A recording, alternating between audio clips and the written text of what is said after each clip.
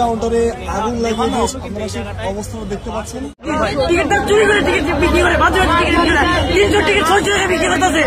আমরা অনেক দূর থেকে এসেছি খেলাধুলা করতে। আমাদের বাড়ি মিরপুর ঢাকায় না, আমাদের হচ্ছে টাঙ্গাইল মধুপুরে।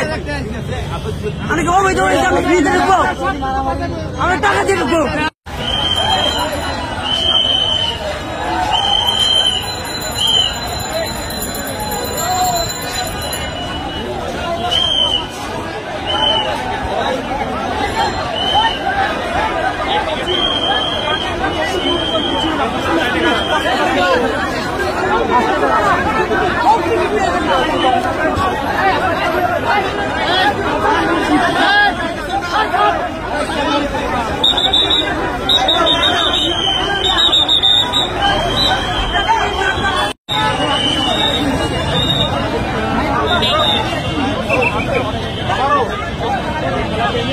আবারও